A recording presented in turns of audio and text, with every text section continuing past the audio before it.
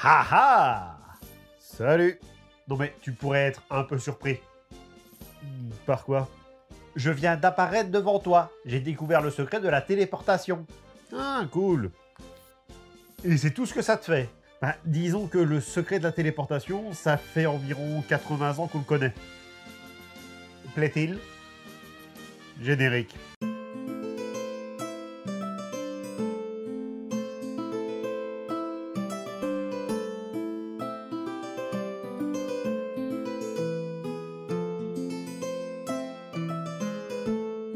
Salut à tous, est-ce que vous connaissez l'expérience de Philadelphie? Pour une fois, on va un peu se détacher des mythes, des lieux, des objets, des créatures mythiques pour s'attarder sur le monde merveilleux des légendes urbaines. C'est un peu pareil, sauf que c'est beaucoup plus récent, mais ça part tout autant en sucette.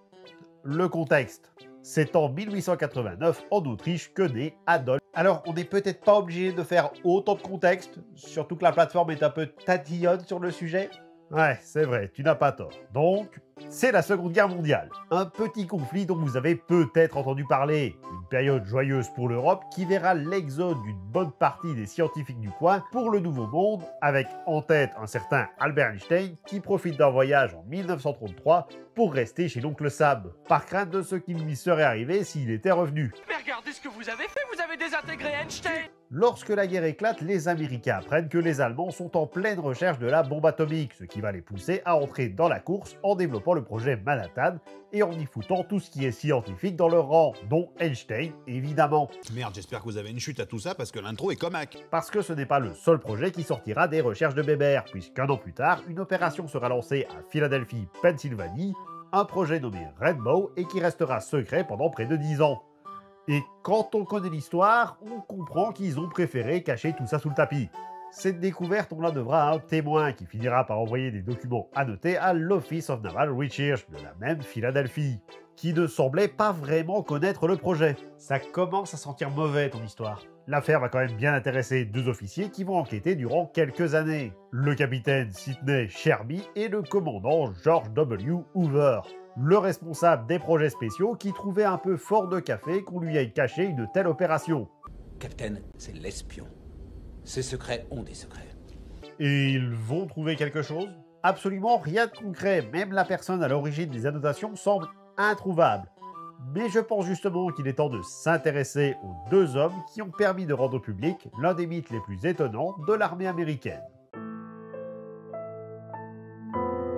Le 2 mars 1900 à Rockville dans l'Indiana est né Maurice Ketchum Jessup qui très tôt va se passionner pour l'astronomie. Il va alors entrer à l'université du Michigan pour suivre les études dans le domaine, allant jusqu'au doctorat en astrophysique, qu'il ne décrochera pas. Comme quoi, on a beau être passionné, ça fait pas tout. J'ai pas dit qu'il avait raté son doctorat, j'ai dit qu'il ne l'avait pas décroché. Quelle différence? Le pourquoi est un peu flou, mais il a abandonné ses études. Si j'en crois ce que j'ai glané ici et là comme info, il a surtout été déçu par le département d'astronomie, alors que tout le monde lui promettait un brillant avenir dans le domaine. Maurice, c'est un peu un scientifique manqué, il avait les connaissances, mais il a pris une toute autre voie après cet arrêt brutal. Du genre un tas de petits boulots qui n'ont rien à voir avec la science. Par exemple, il a été archéologue, ou tout du moins il a participé à des fouilles archéologiques au Yucatan et au Pérou, dont une notamment à Cusco. Et c'est vraiment ce que t'as trouvé de mieux. Il travaillera également comme photographe pour le ministère de l'Agriculture, entre autres sur la possibilité de cultiver du caoutchouc au Brésil, une information qui poussera Henry Ford à s'y installer. Voilà, sans Jessup, pas de voiture forte. En tout cas, c'est ce que j'aurais pu dire si une quinzaine d'années plus tard, le caoutchouc synthétique n'avait pas été inventé, faisant perdre à Ford 20 millions de dollars. Oh dur, c'est pas le pied. Alors, j'ai dit qu'il avait quitté les sciences, mais il y a un domaine dans lequel il va rester, celui de l'ufologie. C'est ainsi qu'en 1955, il va écrire un livre intitulé The Case of the UFO, car pour lui, le cas des ovnis devrait être pris beaucoup plus au sérieux, notamment parce que ils auraient influencé l'humanité depuis la préhistoire. Mais attends, c'est... Yep. Et il est sorti quand le bouquin? Plus de 10 ans. Merde alors. Pour tous ceux qui sont un peu perdus, Cette théorie, elle est connue sous le nom de théorie des anciens astronautes, qui laisse supposer que les plus grandes découvertes de l'humanité sont en réalité l'œuvre d'extraterrestres. Une théorie qui a au moins le mérite d'avoir donné de bonnes licences dans le domaine de la fiction, notamment avec Stargate, Mes attentes peut-être, ou bien les petits hommes verts. ou encore Assassin's Creed. L'esprit a dit que j'avais... Les esprits de ton peuple harcèlent les assassins depuis des siècles.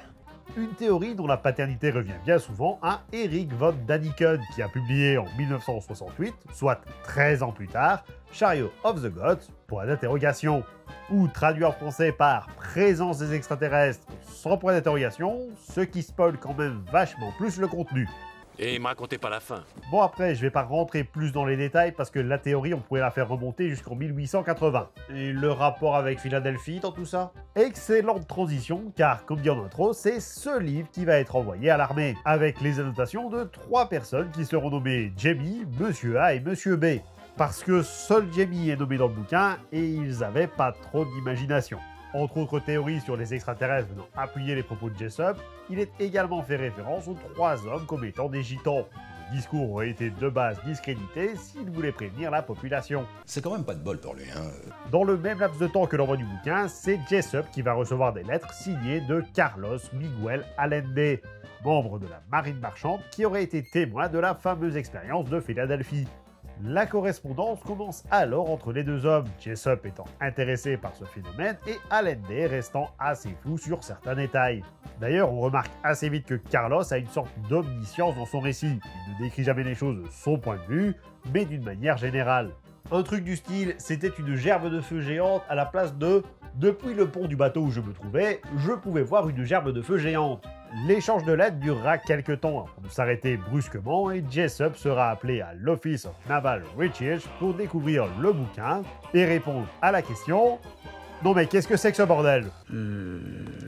Là, faut que je prenne 2 minutes quand même.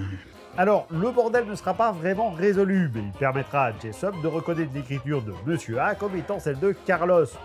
Mais justement, c'est qui Carlos? Carlos Miguel Allende, ou Carlos Miguel Cristofero Allende, ou même Carl Meredith Allenstein, sont en fait des alias d'une seule et même personne, Carl Meredith Allen, un Américain avec aucune origine gitane. Ça commence mal cette histoire.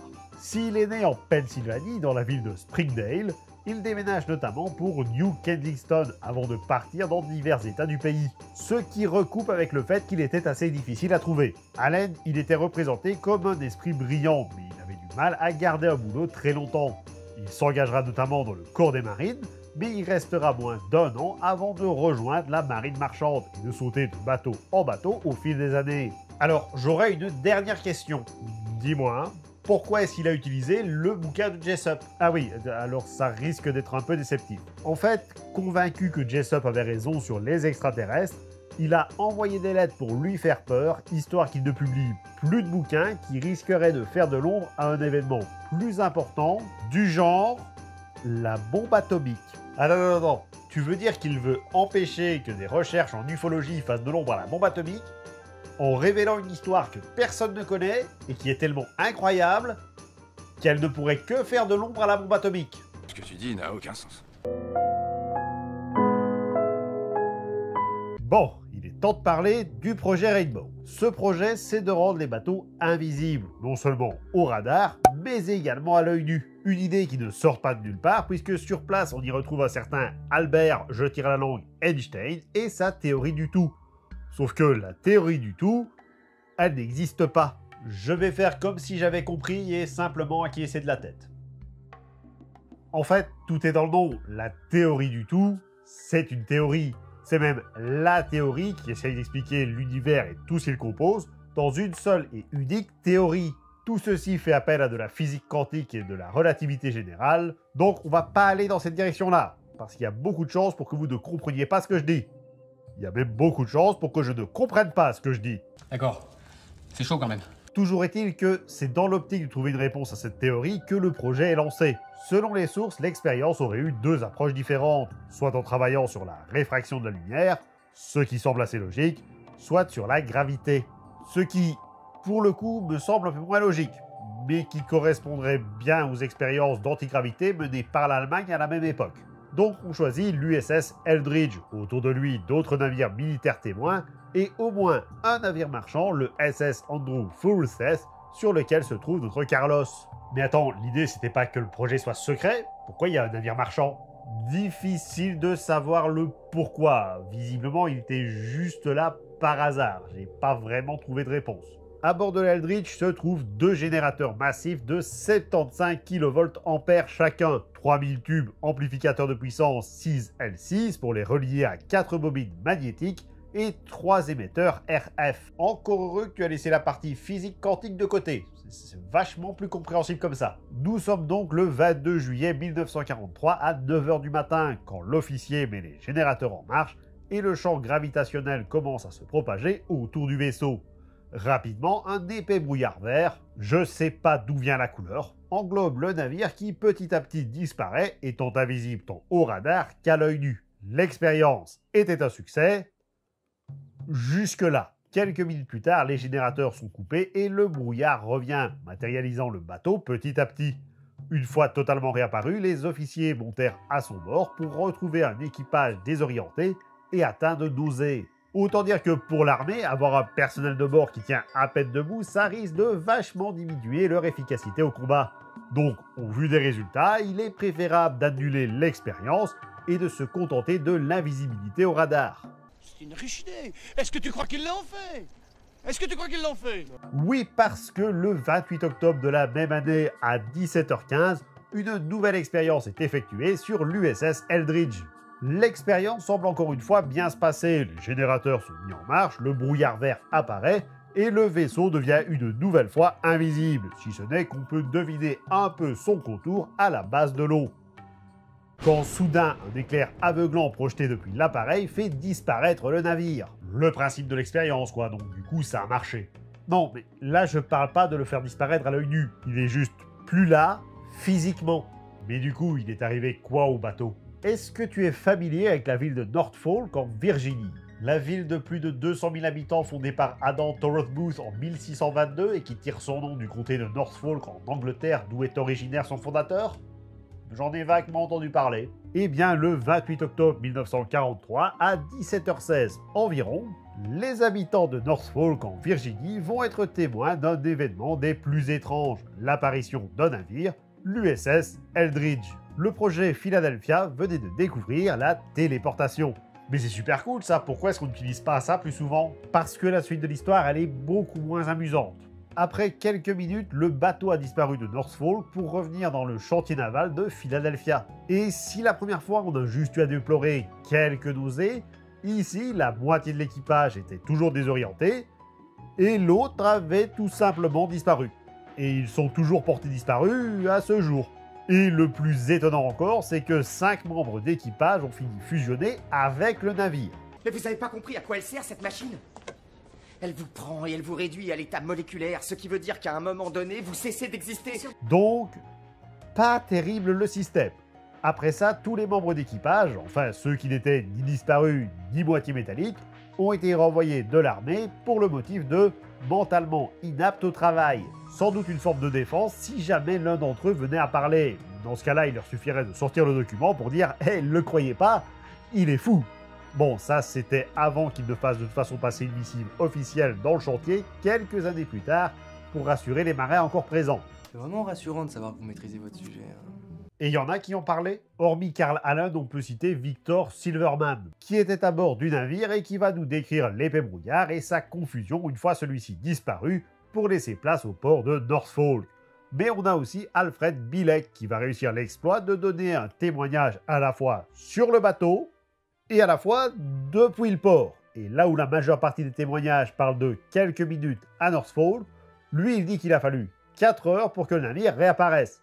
Alors, qu'est-ce qui s'est passé pendant les 3 heures et 56 minutes? Eh bien, on sait pas. Et à Norfolk, il y a quelqu'un qui se souvient d'un truc? On peut au moins compter 5 marins qui ont été témoins de l'apparition du bateau alors qu'ils attendaient le leur, mais impossible de savoir qui ils sont, vu que les personnes chargées de l'enquête n'ont pas jugé bon de prendre leur nom. Il est bon de noter que si des gens ont parlé de la disparition du bateau et de sa réapparition, personne n'a parlé des séquelles d'une telle téléportation. Je veux dire, l'USS Eldridge, c'est un destroyer qui fait 180 mètres de long pour 12 000 tonnes. Autant dire que quand il se déplace, il remue un peu d'eau. Ce qui veut dire qu'en apparaissant, il aurait dû pousser environ 1500 tonnes d'eau, et en disparaissant, il aurait dû rester un trou de 1500 tonnes d'eau. Autant dire que ça aurait dû faire une fameuse vague. Mais hormis toutes ces petites incohérences, la grande question est surtout pourquoi est-ce qu'il est apparu précisément à Norfolk. Pour autant qu'on le sache, il aurait tout aussi bien pu débarquer dans votre jardin. Et un navire de 12 000 tonnes, autant vous dire que ça vous écrase quelques tomates au passage. Eh bien, la théorie la plus probable, c'est qu'en fait, il ne s'est pas téléporté. Tout ceci n'était donc qu'un terrible canular. Non, enfin, peut-être. Ce que je veux dire, c'est qu'il ne s'est pas tant téléporté qu'il n'a en réalité voyagé dans le temps. En somme, la machine n'a pas renvoyé le bateau à Norfolk, elle a renvoyé le bateau à son emplacement précis à un instant T. Et à cet instant, il se trouvait à Norfolk. C'est aussi pour ça qu'il est revenu à son point d'origine une fois le courant coupé, parce que le voyage ne fonctionne que lorsque la machine est alimentée. Le voyage qui n'est pas sans risque non plus, puisque disparition, homme métal et tout le reste. Je trouve que vous avez très bien parlé. J'y ai presque cru, moi aussi. Mais vous avez oublié un petit détail. Je dis tout le reste parce que l'équipage qui a survécu s'en est pas sorti sans séquelles non plus. Plic-ploc, on peut citer ceux qui se paralysaient sur place, les patients entraient alors dans une forme de coma éveillé, ils avaient bien conscience de tout ce qui les entourait, mais étaient incapables de bouger. Une situation dont le premier membre d'équipage a pu se sortir au bout de 6 mois. Combien? Et une machine qui a coûté 5 millions de dollars. Combien? Mais lui, il s'en tire encore assez bien puisque 2 autres ont juste pris feu, spontanément, pendant 18 jours. Autant dire que ça a fait un fameux barbecue. Et le bateau aussi, il a pris feu 2 fois, sans raison. Ok, il me faut un extracteur. Certains autres membres d'équipage ont gagné la capacité, si je puis dire, d'apparaître et de disparaître de manière aléatoire. Et l'un d'entre eux aurait même, d'après témoins, traversé un mur pour ne jamais réapparaître de l'autre côté. Petite dernière partie pour parler de l'une des conséquences qui a découlé de l'expérience de Philadelphie. On a parlé de téléportation, on a parlé de voyage dans le temps, on a parlé de mécanique quantique. À votre avis, qu'est-ce qu'il manque à notre tableau? Après, les gens sans doute, c'est le titre de la partie. Merci de me gâcher mon effet. Enfin bref, tout ceci ne serait pas complet sans nos amis les extraterrestres, ce qui nous permet d'ailleurs de recouper avec les travaux de Jessup. C'est quand même bien fait. Le 7 octobre 1975, Robert Sufford, charpentier canadien de son état, reçoit un appel de sa sœur qui s'inquiète d'une lueur à côté de sa grange. En chemin pour aller vérifier, il voit un engin circulaire en plein milieu de la route, avec d'étranges silhouettes tout autour. Avant même d'avoir pu arrêter son véhicule, l'engin s'envole dans les airs. Sufford décide alors de faire demi-tour et de rentrer chez lui. Mais sur le chemin, il manque d'écraser une de ces étranges créatures. Et la lueur à côté de la grange, c'était quoi finalement? Tu veux dire que dans tout ce que j'ai raconté, c'est la seule chose qui t'inquiète? Eh ben je vais te répondre, il n'y est pas allé, donc on ne sait pas. En revanche, 2 mois plus tard, il reçoit la visite d'un officier des forces canadiennes, de l'US Air Force, du Pentagone et d'un responsable de l'Office of Naval Intelligence, le bureau de renseignement de la marine. Durant la conversation, Sufford va apprendre 2 choses, que l'atterrissage auquel il a été témoin était en réalité une erreur, sans déconner, et que les États-Unis discutent avec les extraterrestres depuis un petit temps. Tout ça à cause d'une certaine expérience impliquant de l'invisibilité. Un autre témoignage est arrivé jusqu'à nous, et on le doit encore une fois à Carl Allen. Notez que ce type, il a été témoin des 2 expériences de Philadelphie et d'une apparition d'extraterrestres purement par hasard. Il y en a qui ont du bol. Les faits se sont déroulés le 2 juin 1946 au large de l'Alaska, alors qu'Allen travaillait sur le SS Mallet. Il observe alors dans le ciel un objet en flammes qui sera baptisé la Grande Arche, fonçant vers l'océan, avant de larguer une série de petites embarcations. L'OVNI remonta alors vers le ciel pour exploser. Alan décrira cette dernière comme une explosion nucléaire, mais en vrai ça va, il n'y a pas eu de retombée nocive. On l'a échappé belle. Ok, alors j'ai un petit souci avec ton histoire. Dis toujours, le gars bossait sur le SS Mallet, sauf que en faisant des recherches, il n'y a que 2 bateaux qui ont ce nom. un navire citerne qui a été torpillé en 1942 et un cargo norvégien mais qui n'a été mis en service qu'en 1952. Donc en 1946, il n'y a aucun SS Malais. En revanche, le 10 février 1950, la série radiophonique Your Truly's Johnny Dollar sortait un épisode intitulé The SS Malais Trader Ship. Mais d'avis que le Haled, il a piqué le nom dans la série et que tout ça est du bullshit. Peut-être, après tout, ce n'est qu'un mythe. Je vous remercie d'avoir regardé cette vidéo et j'espère qu'elle vous a plu. N'hésitez pas à commenter, liker, partager, à vous abonner pour ne manquer aucune des prochaines vidéos. Vous pouvez également me suivre sur les réseaux sociaux. Moi je vous dis à très vite. C'était le Grim Squeaker pour vous servir.